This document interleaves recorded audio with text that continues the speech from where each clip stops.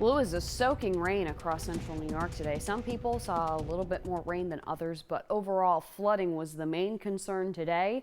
Even though Triple Doppler, brought to you by Fossil Service experts, is drying out nicely for the evening, we do still have some flooding concerns, both for the immediate future and also as we look ahead through the day tomorrow, because more rain is on the way. We're just stuck in an unsettled pattern. Now, because of that rain that moved through, temperatures have dropped back into the 60s, but notice what's happening over near Ithaca and in Seneca Falls, where a few breaks of sunshine are peeking their way through that stubborn cloud cover. Temperatures are rebounding into the 70s. So some of us may actually be hanging out in 70-degree territory for the rest of the evening if we can get some breaks of blue sky. We saw on Stanley Law earlier that was happening. Now, I can't rule out a spotty shower for the rest of the evening. You can see another batch of moisture missing most of us to the north. Might be a little bit of extra energy and moisture to get a stray shower going. There is a lot of humidity in the air, so we do need to keep an eye on everything that pops up over the course of the next 24 hours. Now, we do still have a flood warning through 5:45 for Wayne, Ontario counties and for most of western New York. This is again because water levels are high. And flood warnings mean that you need to take immediate action. So especially if you are headed home from work or you're headed out for any evening plans, really do keep an eye on those roadways in these areas. Also, at Owasco Inlet in southern Cayuga County, we now have a flood advisory. Water levels are high. They're expected to start to recede by 8 o'clock this evening. So if you live in that area, already hit hard by flooding several times this year, the last thing they needed today was more rain. But unfortunately, that's exactly what they got. In a band of really persistent rain that kind of stretched through the southern Finger Lakes, some places saw 2 to 3 inches of rain today. That is very impressive. A lot of those places likely broke their daily record for rainfall.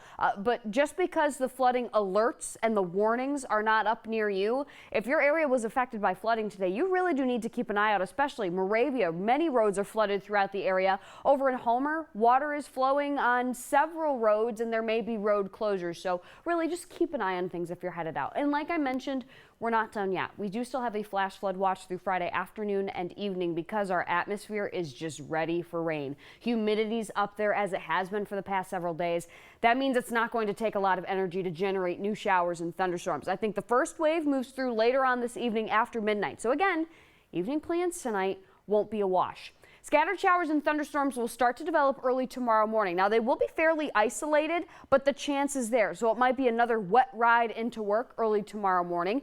Then we get a brief lull in the action in the afternoon. Temperatures rising through the 60s, through the 70s, close to the 80-degree mark, but a cold front will push through, and that will generate a line of showers and thunderstorms likely in the afternoon and evening. And as they start to develop, some of them could be on the strong side with, again, locally heavy rain. Now, you saw on the radar, they didn't look incredibly impressive. I would not be surprised if further south and east really saw the biggest impacts, but those areas like Moravia, like Homer, that have seen so much rain over the course of the day today, you have to watch even the smallest shower that pops up on the radar.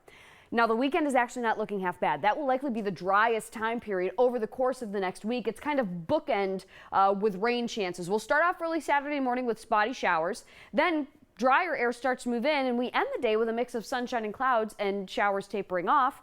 Then we should stay dry through most of the day on Sunday and start to up our chances for rain again as we head into Sunday afternoon.